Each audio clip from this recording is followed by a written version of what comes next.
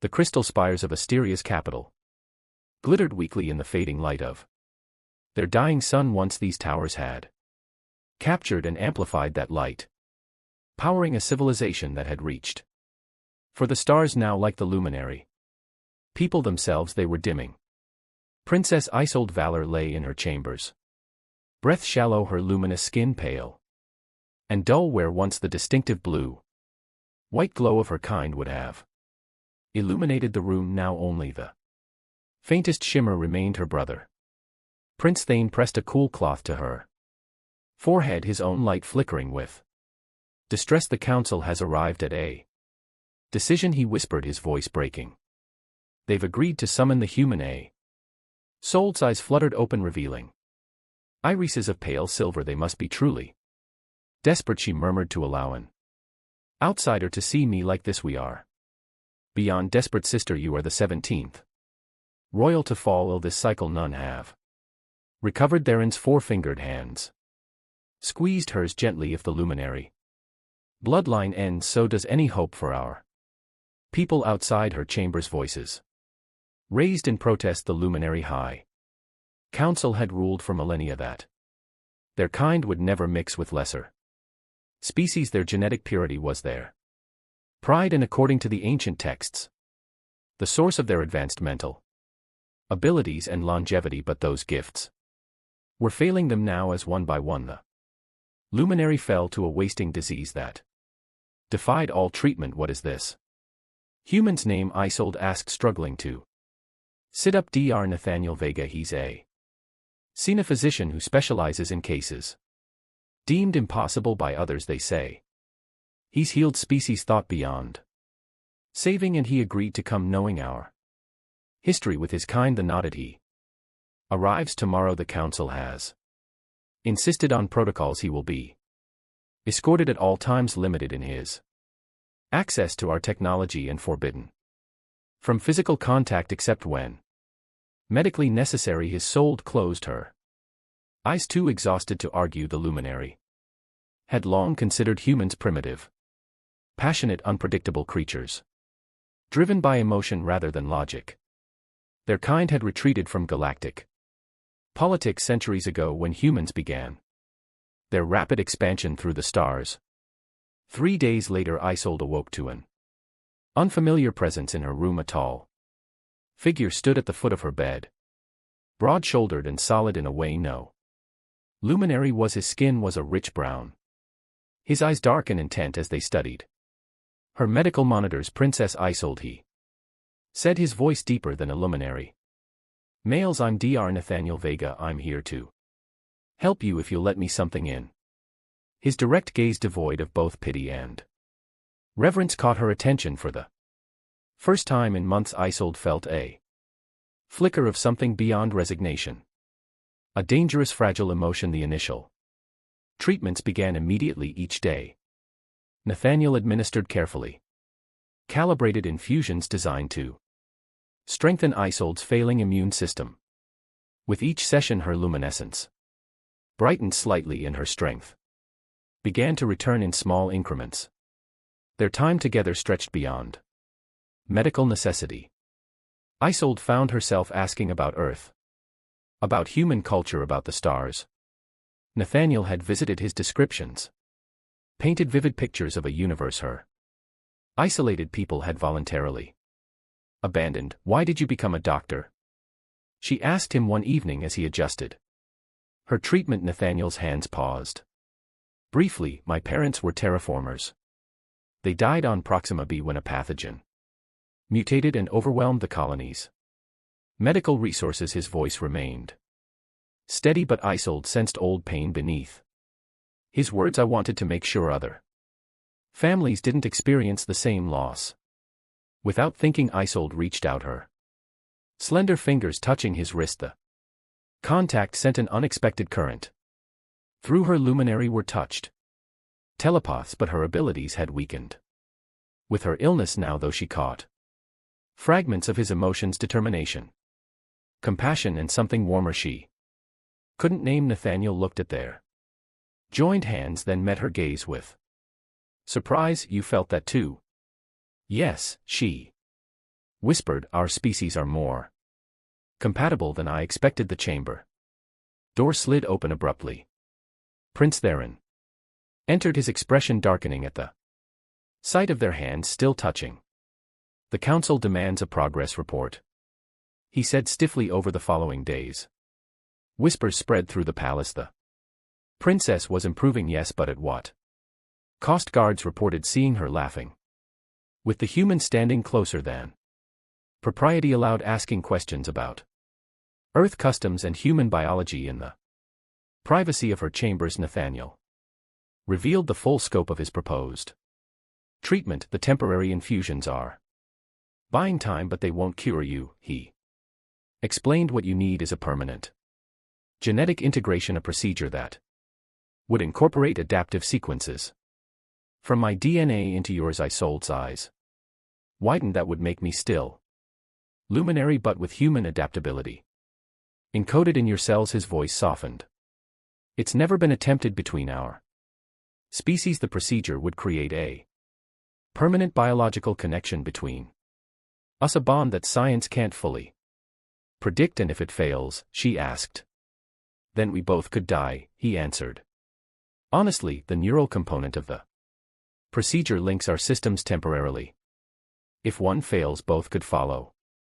That night, alone in her chambers, pressed her hand to the window glass, looking out at a faded beauty. Her people were dying because they feared change, because they believed purity was worth any price. She thought of Nathaniel, his gentle hands, his direct gaze, the way he saw her as a person before a princess. The connection they shared was forbidden, impossible, and yet for the first time in centuries it felt like exactly what her people needed.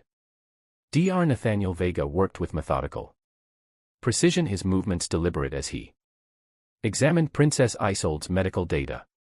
4 armed luminary guards watched his every move, their distrust palpable in the sterile chamber. Your medical technology is remarkable, Nathaniel said, studying the holographic displays. But your approach is fundamentally flawed. High Counselor stepped forward, his tall frame rigid with indignation. Our medical sciences have sustained our civilization for millennia, human, and yet your people are dying, Nathaniel replied, evenly meeting the counselor's gaze. Sometimes the greatest wisdom lies in recognizing when traditional methods have failed. Hold watched this exchange from her bed, intrigued by the humans' boldness, unlike the reverend healers who had attended her for months. Nathaniel spoke directly, without flowery language or excessive difference. Leave us, she commanded suddenly. Princess protocol dictates, Eleanor began. I will speak with Dr. Vega alone. Isolde interrupted, her voice stronger than it had been in weeks. You may leave too. Guards outside the door when they were gone, Nathaniel approached her bedside, pulling up a chair without waiting for permission. Another small rebellion against luminary formality. Your people have fascinating genetics, he said, showing her a display of her DNA sequence. Your ancestors engineered themselves for intellectual advancement, extended lifespans, and telepathic abilities. Impressive, but they made a critical error, which is asked. They eliminated genetic diversity. His fingers traced a pattern in her DNA display. For thousands of years your people have been selectively breeding to maintain what you call purity, but in biology purity is another word for vulnerability. Without diversity, a species can't adapt to changing conditions. Isolde considered his words. You're saying our greatest pride is killing us? Yes, his honesty was refreshing after months of half-truths from her own healers. Your environment is changing. Your sun's radiation has shifted. Your atmosphere has thinned, yet your genetics remain rigid, unable to adapt. Can you help me? She asked directly. For the first time, Nathaniel smiled, a warm expression that transformed his serious face. I believe I can, but the treatment I'm proposing will be controversial. It will require introducing new genetic material to strengthen your system, material from Other species Isolde felt a chill. The council will never agree, then it's fortunate, Nathaniel said, his eyes meeting hers with unexpected intensity, that I'm not treating the council, I'm treating you. The High Council chamber erupted in outrage when Isolde announced her decision. This is abomination. Councilor's voice rose above the others. You would taint the royal bloodline with human genetics. This is precisely what our ancestors separated from the galactic community to prevent, and where has that path led us? Isolde challenged, standing before them with newfound strength. Look around you, our cities are dimming, our people are dying, our so-called purity has become our extinction. Prince stepped forward, his expression troubled. Sister, there must be another way. There isn't, Nathaniel said quietly from the side of the chamber. I've reviewed every alternative. This procedure offers the only viable chance for Princess Isolde's survival and potentially for your entire species. You overstep. Human Elrond spat. No, Isolde interrupted. He speaks the truth. You've all been too frightened to face my decision is made. The procedure will take place tomorrow. That night Nathaniel came to her chambers to explain the final preparations. The room was dimly lit, casting soft shadows across his features. Are you certain? He asked. Once we begin, there's no reversing the process. I'm certain, Isolde replied, not just for my survival but because I believe this connection is right. Perhaps it's what both our peoples need. Nathaniel moved closer, his expression vulnerable in a way she hadn't seen before. There's something you should know. During the procedure, our minds will connect through the neural bridge. You'll see my memories, feel my emotions, and I'll experience yours, all of them, she whispered. Yes. His hand reached for hers tentatively. Including what I feel for you. Isolde's luminescence brightened involuntarily, her body betraying her emotions. She stepped forward, closing the distance between them. And what do you feel? Nathaniel. Instead of answering with words, he leaned down, pressing his lips gently to hers. The contact ignited her telepathic senses, flooding her with his emotions, dedication, admiration, desire, and a deeper feeling she'd never experienced from anyone before. When they separated, Isolde's entire body glowed brighter than it had in months. I've never been allowed to feel this, she confessed. Luminary royalty are taught to suppress emotion, to value logic above all else. Nathaniel smiled sadly. Perhaps that's another thing killing your people. The following day they lay side by side in the medical chamber. Technicians attached neural interfaces to their temples, connecting their minds and bodies through technology ancient and new. Ready? Nathaniel asked, his fingers intertwining with hers. Isolde nodded, and the world dissolved into light. They floated together in a sea of memories, his childhood on Earth, her centuries of royal isolation, his grief for his parents, her loneliness among her own people, their first meeting seen through each other's eyes, the growing connection neither had dared fully acknowledge as their selves began to merge and transform at the molecular level. Their consciousnesses twined together in an intimacy beyond physical understanding. In that perfect union, Isolde felt herself changing, strengthening, becoming something new, yet still herself.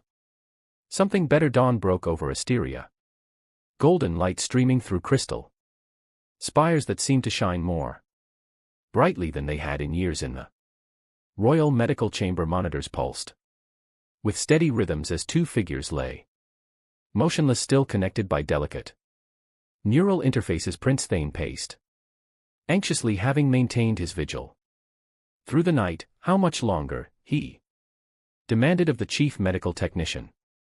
The procedure completed hours ago, Your Highness, the technician replied. Their vital signs are stable. Now we wait for consciousness to return. As if summoned by these words, Isolde's eyes fluttered open. For a moment she seemed disoriented, then her gaze found her Brother Theron, she whispered her voice stronger than he'd heard in months. But it was her appearance that stunned him into silence. A souled skin glowed with vibrant luminescence, but the color had changed, no longer the pure blue-white of luminary royalty, but shot through with golden warmth. Her silver eyes now held flecks of rich brown. Sister Theron approached cautiously. How do you feel? Alive, she answered, turning to where Nathaniel was beginning to stir beside her. Truly alive, perhaps for the first time. Nathaniel opened his eyes, disoriented briefly before focusing on Isolde. When their gazes met, both smiled with immediate recognition, each carrying pieces of the other within them. Now, it worked, he said softly, reaching for her hand. When their fingers touched, a soft glow emanated from the point of contact, her luminescence responding to him as it would to another luminary. The council will need to see this, Theron said, his voice carrying wonder and apprehension in equal measure. 3 days later, Isolde stood before the High Council. Nathaniel at her side. Her recovery had been miraculous. She moved with strength and grace that surpassed even her health. Before the illness, the procedure was successful, she announced. Dr. Vega's genetic contribution has not only cured my condition but strengthened me beyond our previous capabilities. And the cost? Asked coldly. Your purity, your heritage. I am still luminary, Isolde countered, but I am more as well, just as our people must become more if we are to survive. She gestured toward the windows where the spires of the city gleamed. For too long we've equated change with contamination. We've chosen slow extinction over adaptation. She moved to stand before the ancient throne, but did not sit. Instead, she turned to face both the council and the gathered curers.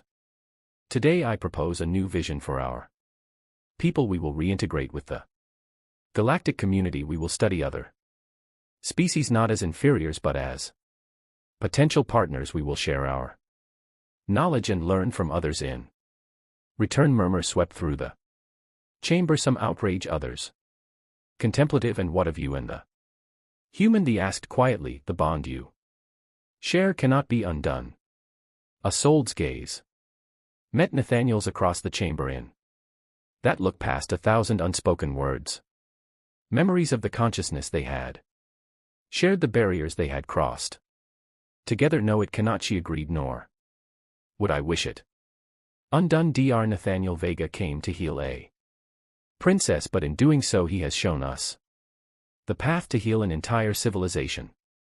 She extended her hand, and Nathaniel crossed the chamber to take it. Where their skin touched, both glowed with shared light. Some bonds transcend biology, politics, even the stars themselves. Isolde continued, perhaps that is the greatest lesson we needed to learn, that our strength lies not in isolation but in connection. Outside the palace windows, for the first time in generations, new crystals began to form on the ancient spires of Asteria, not pure blue but shot through with golden light, reaching toward the stars. Once more, Retri Claude can make mistakes.